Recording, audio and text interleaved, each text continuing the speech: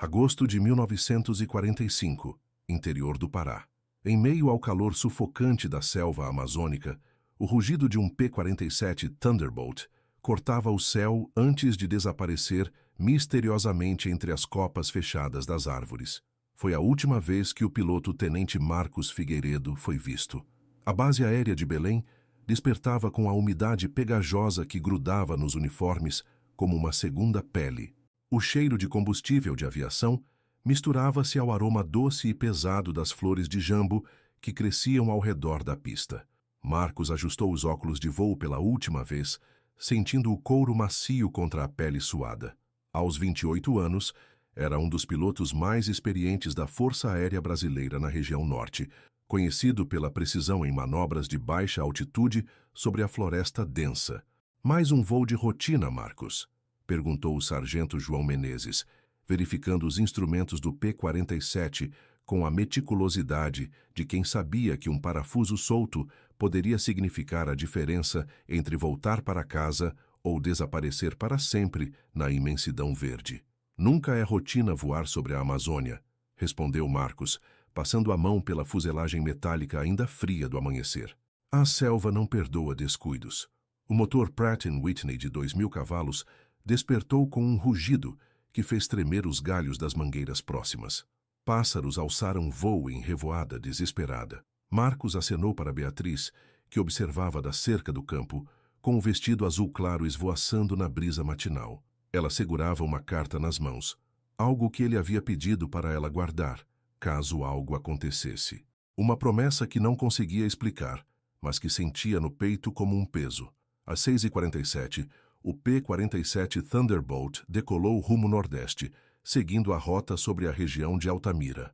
O plano era simples: reconhecimento aéreo de uma área remota onde havia relatos de atividade suspeita, talvez contrabandistas ou garimpeiros ilegais. Nada que Marcos não tivesse feito dezenas de vezes. A última comunicação por rádio chegou às 7h23. Torre. Aqui. Águia 7. Tudo normal. Visibilidade boa. Seguindo para o ponto Charlie. A voz de Marcos soava calma, profissional. Não havia qualquer indício de problemas mecânicos ou emergência. Depois disso, apenas silêncio. Às 8h15, quando Marcos deveria ter retornado, a ansiedade começou a tomar conta da base. O comandante Ribeiro tentava contato pelo rádio. Águia 7, responda. Águia 7, você me escuta? Nada além de estática. Às 9h30, uma operação de busca e salvamento foi acionada. 3 aeronaves decolaram, sobrevoando meticulosamente a rota planejada. Piloto após piloto retornava com o mesmo relatório. Nenhum sinal de destroços, nenhuma coluna de fumaça, nenhum clarão de metal entre as árvores. Era como se o P-47 e seu piloto tivessem simplesmente se dissolvido no ar úmido da manhã paraense. A floresta amazônica, com sua cobertura vegetal impenetrável, havia engolido mais um segredo. 3 dias após o desaparecimento, Beatriz Nogueira ainda mantinha a mesa posta para 2 pessoas. O café esfriava na xícara de porcelana branca que Marcos sempre usava, enquanto ela segurava a carta que ele havia lhe entregue na véspera do voo. Só abra se eu não voltar, havia dito, com um sorriso que tentava esconder uma preocupação inexplicável. As buscas se intensificavam dia após dia. Soldados da FAB percorreram a pé centenas de quilômetros de mata fechada, abrindo picadas com facões, enfrentando enxames de mosquitos e o calor que derretia até mesmo os homens mais resistentes. Comunidades ribeirinhas foram questionadas. Alguém havia visto ou ouvido algo? Algum estrondo? Algum clarão no céu? Eu vi um avião passar bem baixo naquela manhã, disse Dona Conceição, uma senhora que morava numa palafita às margens do rio Xingu. E fazia um barulho diferente, meio engasgado. Depois ouvi um som estranho vindo lá do fundo da mata, mas pensei que fosse trovão. Almir Figueiredo, irmão mais novo de Marcos, chegou de trem do Rio de Janeiro 2 dias depois. Ainda cadete da Academia Militar, ele havia pedido licença especial para participar das buscas. Aos 19 anos, Almir idolatrava o irmão mais velho e não conseguia aceitar que Marcos pudesse ter simplesmente desaparecido. Ele é o melhor piloto que eu conheço, insistia Almir para qualquer um que quisesse ouvir.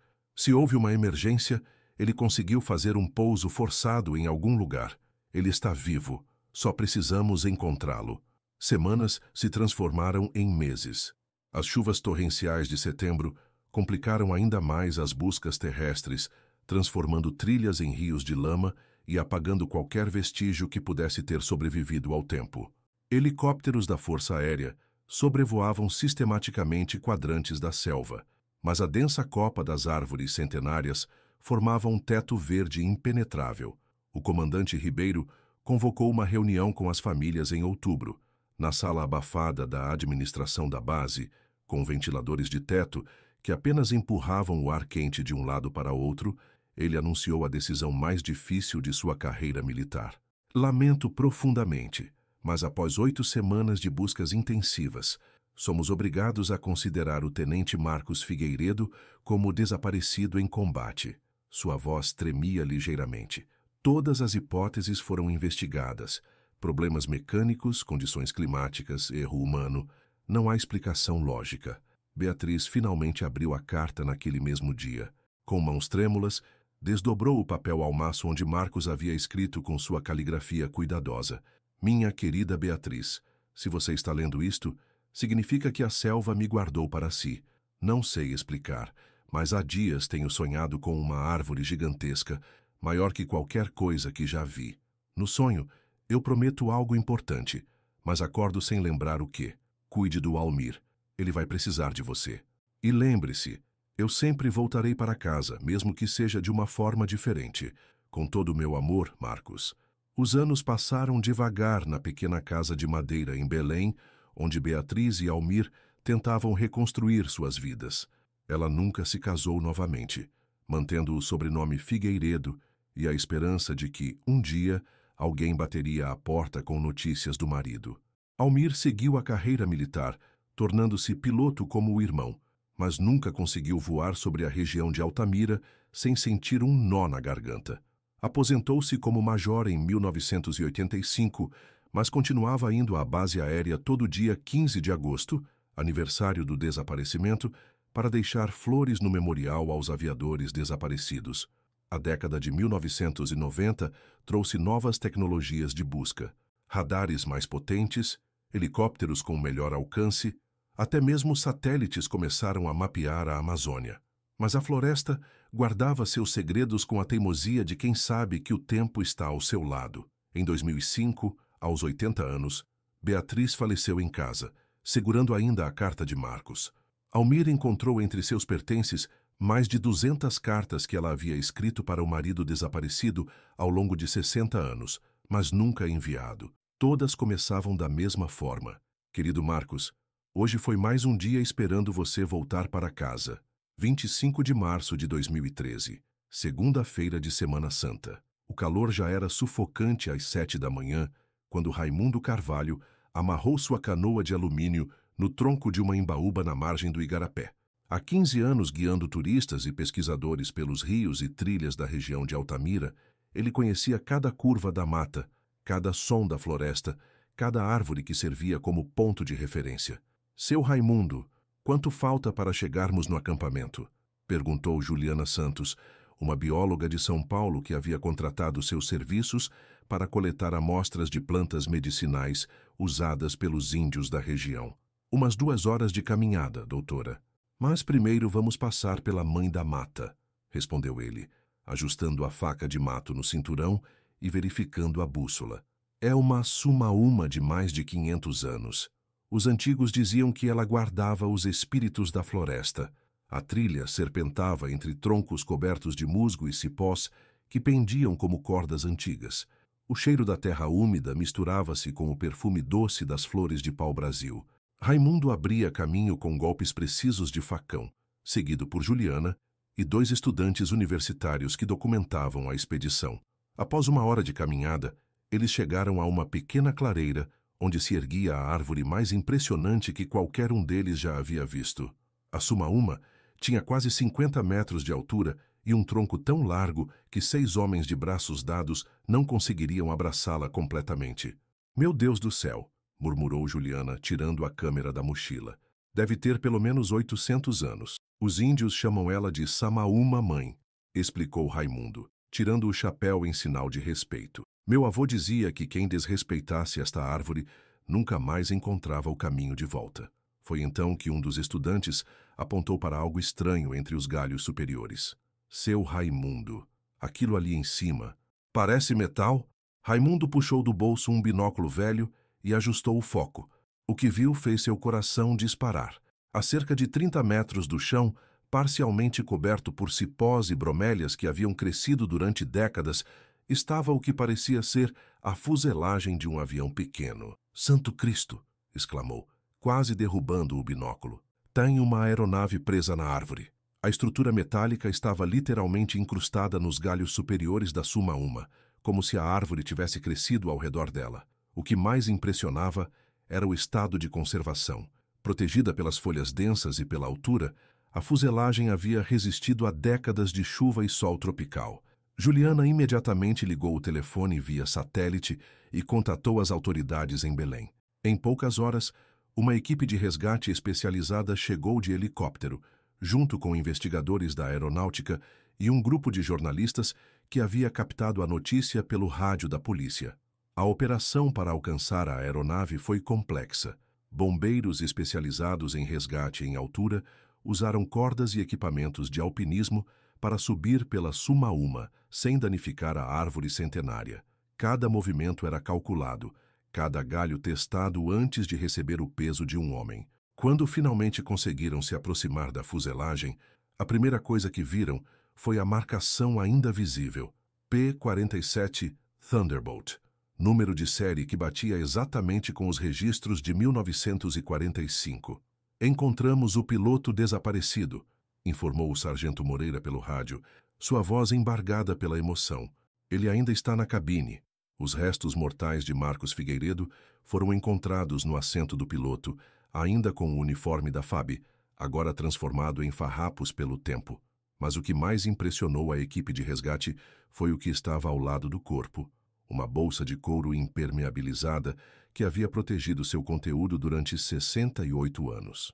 Dentro da bolsa estavam o diário de voo de Marcos, algumas fotografias de Beatriz e um envelope lacrado endereçado para quem encontrar esta aeronave. A carta encontrada na bolsa de couro foi aberta numa cerimônia solene na base aérea de Belém, com a presença de Almir Figueiredo, agora um senhor de 87 anos, autoridades militares e jornalistas de todo o país. O papel, amarelado mas perfeitamente legível, revelava a verdade sobre o último voo do tenente Marcos Figueiredo, 15 de agosto de 1945. Se alguém está lendo isto, significa que consegui cumprir minha promessa. 3 dias atrás, durante um voo de reconhecimento, avistei uma pequena aldeia indígena sendo atacada por garimpeiros armados. Não pude intervir naquele momento por falta de combustível e munição, mas prometi às crianças que vi correndo pela mata que voltaria para protegê-las. Hoje decolei com armas e suprimentos médicos, violando ordens diretas. Sei que posso ser corte marcial por isso, mas não posso viver sabendo que famílias inteiras foram massacradas enquanto eu seguia protocolos burocráticos. O motor começou a falhar quando sobrevoava a região do Igarapé-Bacuri. Consegui identificar o local do conflito. Coordenadas 03 degrees 12 S, 52 degrees E05W. Os garimpeiros haviam montado um acampamento com dragas ilegais e estavam expulsando os índios à força. Fiz várias passadas baixas, disparando rajadas de advertência. Os criminosos fugiram para a mata, mas meu motor estava perdendo potência rapidamente. Consegui fazer mais 2 passadas para ter certeza de que a ameaça havia cessado, mas agora sei que não terei combustível para voltar à base. As crianças indígenas saíram da floresta e acenaram para mim. Uma menina pequena levantou as 2 mãos em sinal de gratidão. Foi neste momento que soube. Havia cumprido minha promessa. Prefiro morrer sabendo que salvei vidas inocentes do que viver carregando o peso de ter sido covarde. Vou tentar fazer um pouso de emergência, mas o motor já está falhando muito. Se não conseguir, peço que entreguem esta carta ao meu irmão Almir e à minha esposa Beatriz. Digam a eles que morri cumprindo meu dever de soldado e de ser humano. O último pensamento que quero ter é do sorriso de Beatriz na manhã em que decolei. Tenente Marcos Figueiredo, Força Aérea Brasileira. O diário de voo revelava detalhes técnicos dos últimos momentos. Marcos havia conseguido manter o avião no ar por mais 20 minutos após a falha do motor, planando entre as correntes térmicas da floresta. A última anotação, escrita com caligrafia trêmula, dizia: 17h45. Vou tentar pouso na copa da árvore grande. Se Deus quiser, ela me segurará até alguém me encontrar. Investigações posteriores confirmaram a versão de Marcos. Documentos descobertos em cartórios de Altamira mostravam que, em agosto de 1945, uma empresa de mineração havia realmente invadido terras indígenas na região. Várias denúncias de conflitos armados constavam nos arquivos da FUNAI, mas haviam sido arquivadas sem investigação na época. Mais impressionante ainda, antropólogos que estudavam a região encontraram, numa aldeia próxima ao local mencionado por Marcos, uma tradição oral que havia passado de geração em geração. Os mais velhos contavam a história de um pássaro de ferro que havia salvado suas famílias de homens maus há muitas décadas. Eles chamavam o piloto de Guerreiro do Céu e faziam uma cerimônia anual em sua homenagem. Meu avô sempre contava que um avião desceu do céu como um espírito protetor, disse Iaponã, um jovem líder indígena durante a cerimônia de honras militares. Ele afugentou os invasores que queriam nos matar. Depois disso, nunca mais tivemos problemas com garimpeiros naquela região. Almir Figueiredo, já debilitado pela idade, conseguiu forças para fazer um último discurso no dia do enterro militar de seu irmão. Marcos sempre foi meu herói, mas eu nunca imaginei o quanto. Ele escolheu a morte com honra em vez da vida com covardia. Beatriz tinha razão quando dizia que ele voltaria para casa de uma forma diferente. Ele voltou como um símbolo do que há de mais nobre no coração humano. O P-47 Thunderbolt foi cuidadosamente retirado da Sumaúma e restaurado, sendo exposto no Museu Aeroespacial do Rio de Janeiro. Uma placa na base do monumento traz os dizeres: em memória do tenente Marcos Figueiredo, que preferiu morrer salvando vidas a viver ignorando o sofrimento alheio. A Sumaúma centenária virou ponto de peregrinação. Turistas, militares aposentados e famílias indígenas visitam regularmente a árvore que guardou durante 68 anos o segredo de um homem que transformou sua morte em um ato de redenção. Na última entrada do Diário de Marcos, descoberta apenas anos depois por conservadores que analisavam o material, havia uma frase escrita a lápis, quase apagada pelo tempo: Beatriz, eu cumpri minha promessa. A árvore me trouxe para casa. 15 de agosto de 2015, 70 anos após o desaparecimento. A pequena multidão que se reunia anualmente ao pé da Samaúma Mãe havia crescido consideravelmente desde a descoberta do P-47. Almir Figueiredo, agora com 89 anos e caminhando com dificuldade, fazia questão de estar presente na cerimônia que marcava 7 décadas do último voo de seu irmão. Cada ano que passa, mais gente descobre a história do Marcos, disse ele para Raimundo Carvalho, que havia se tornado uma espécie de guardião não oficial do local. Achou que ele ficaria surpreso de saber que virou herói nacional. Raimundo, agora aposentado dos serviços de guia turístico, havia passado os últimos anos documentando tudo o que conseguia encontrar sobre aquela manhã de agosto de 1945. Ele entrevistou dezenas de moradores antigos, coletou relatos orais das comunidades indígenas e até descobriu algumas fotografias raras do período. Seu Almir, o senhor já viu isto aqui? Perguntou ele, mostrando uma pasta com documentos que havia encontrado no arquivo histórico de Altamira. São reportagens de jornais da época que falam sobre conflitos entre garimpeiros e índios. Tudo bate certinho com o que o seu irmão escreveu no diário. Entre os papéis estava um recorte do Diário do Pará de 20 de agosto de 1945, com uma manchete pequena, quase perdida na 4ª página. Conflitos na região do Xingu são solucionados misteriosamente. A matéria de 3 parágrafos mencionava que garimpeiros que vinham aterrorizando aldeias indígenas haviam abandonado repentinamente a região após incidentes com a aeronave não identificada. Ele realmente fez o que disse que ia fazer, murmurou Almir, com os olhos marejados. Salvou aquelas famílias e ninguém nunca soube. A cerimônia deste ano era especial. Pela primeira vez, descendentes diretos dos índios salvos por Marcos estavam presentes. Yaponã havia trazido sua filha de 12 anos, Ayana, que carregava um colar artesanal feito especialmente para a ocasião. Este colar é feito com sementes da própria Sumauma que segurou o guerreiro do céu, explicou a menina, com a seriedade de quem carrega uma tradição ancestral. Meu bisavô disse que enquanto esta árvore existir, a história do piloto corajoso não será esquecida. O coronel Drummond, atual comandante da base aérea de Belém, havia trazido uma surpresa, uma cópia digitalizada de todas as cartas que Beatriz escreveu para Marcos durante os 60 anos de espera. Elas seriam publicadas em um livro comemorativo, com a renda revertida para um fundo de proteção às comunidades indígenas da Amazônia. A história do tenente Figueiredo não é apenas sobre coragem militar, disse o coronel durante seu discurso. É sobre a escolha que cada um de nós enfrenta diariamente, fazer o que é conveniente ou fazer o que é certo. Conforme o sol amazônico começava a se pôr, tingindo de dourado as folhas da Sumauma gigante, Almir se aproximou do tronco da árvore e colocou a mão na casca rugosa. Aos 89 anos, ele sabia que provavelmente seria sua última visita ao local onde seu irmão havia encontrado a eternidade. Marcos, sussurrou ele, eu trouxe mais uma coisa para você. De dentro da bolsa de couro que carregava, Almir tirou um envelope amarelado. Era a última carta que Beatriz havia escrito para o marido, encontrada sobre sua mesa de cabeceira no dia em que morreu. Ele a abriu e leu em voz alta.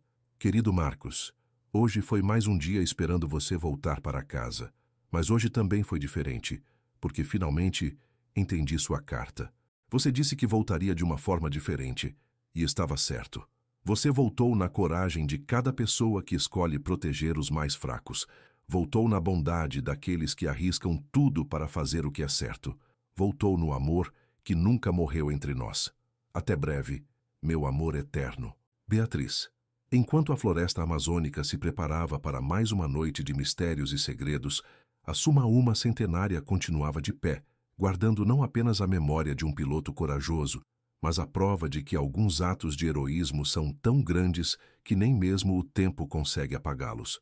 E nas noites de lua cheia, quando o vento balança os galhos superiores da árvore gigante, os moradores mais antigos da região juram que ainda podem ouvir, muito ao longe, o som de um motor de avião, como se o tenente Marcos Figueiredo continuasse voando sua missão de proteção pela eternidade. Raimundo Carvalho, que hoje dedica seu tempo a contar a história para visitantes, sempre encerra suas narrativas da mesma forma. A Amazônia é cheia de mistérios, mas poucos são tão bonitos quanto este.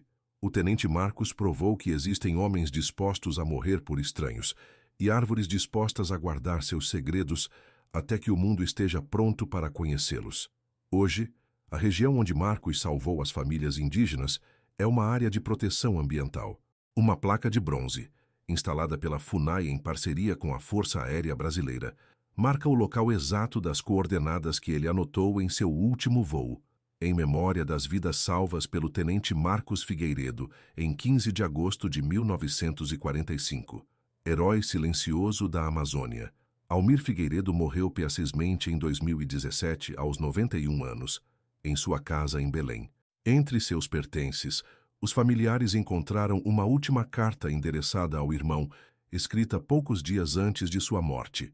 Marcos, depois de 72 anos, finalmente entendo por que você sonhava com aquela árvore gigante. Não era um presságio de morte, era uma visão do futuro.